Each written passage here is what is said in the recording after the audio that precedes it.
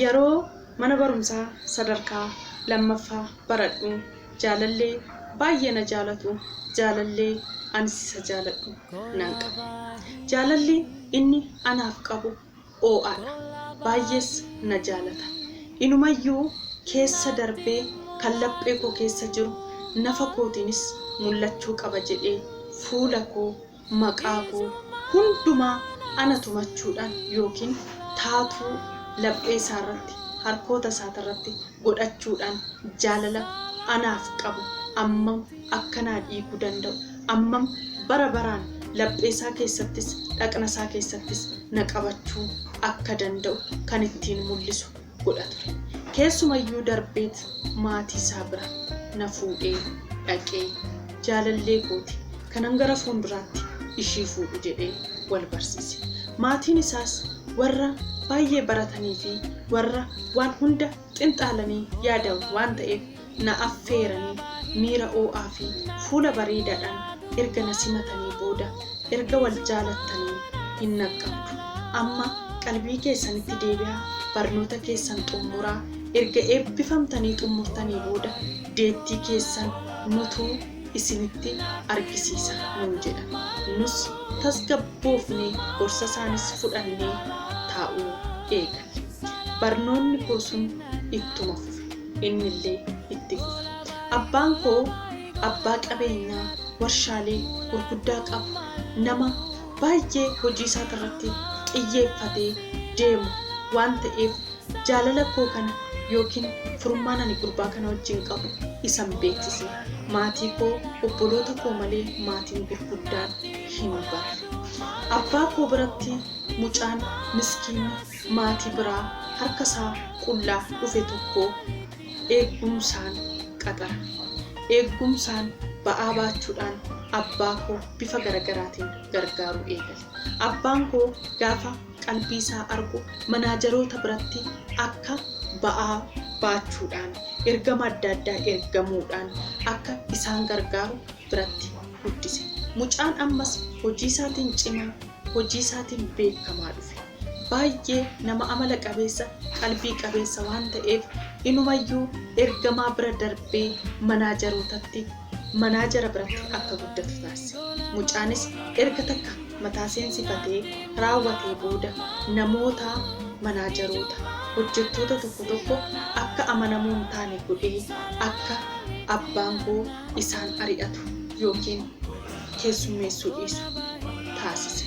Abbaan koos jechuma isaa dhaga'ee mucaan kun baay'ee amanamaa, baay'ee hojjetaa, baay'ee cimaa waan ta'eef akkasuma godhe. Kana keessa anillee barnoota koo ittan fufe. Barnoota koos eebbifamee jaalalleen koos barnoota isaa erga eebbifamee raawwatee booda wal fuudhuudhaaf maatiin beekuu qaba waan ta'eef waraqata akka abbaa kootti ergu taasisne. Guyyaa eebba kootii booda ganama isaa cidha koo akka ta'utti jechaadha. Erga wanni hundi xumuramee raawwatee mana keenyatti ba'aan guddaa, wanti ulfaataa, wanti hin yaaddamne, wanti yaraan uumame. Wanti uumames mucaan inni abbaan koo kaleessa waardiyyaarraa fuudhee, kaleessa ba'aa baachuurraa fuudhee warshaa ambiraa akka banate dhagahame. Hirrifanne abbaan koo hin jeeqame. Baay'ee dhiphate, baay'ee dhukkubarra bu'e. Anis gama kanaan heerumuudhaaf, gama kanaan eebba kooti. Yeroo deettii koo, yeroo gammachuu kootti wanti akkanaa kun maatii keenya keessatti uumamuu isaa baay'ee nama jeeqa. Waqtii kana keessatti waqtiin ani itti heerumu, waqtiin ani itti gammadu doon ta'in, waqtii aarii keessa jiru abbaan koo yeroo gammachuutti keessummeessu osoo hin ta'in yeroo gaddasaa, cabasaa waan hunda taa'ee itti xinxaalu. Baay'ee gaddine, baay'ee aare. Mucaan inni kaleessa ba'aa baachaa ture waggaa 5 kan hin guunne keessatti abbaa warshaa guddaa ta'e. Sababbiin isaa abbaa koorraa saamaa ture, qabeenya isaa hataa ture.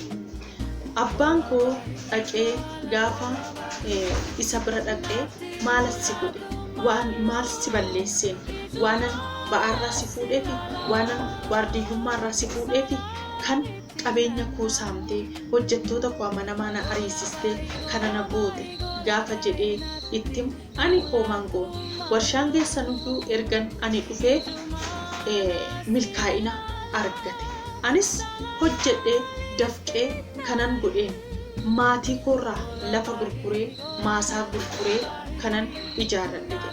Amma fe'e maasaa 100 meeqa gurguruyyuu dhuguma warshaa hin dhaabaa kan jedhu dubbii sobaatii fi ifa galaati.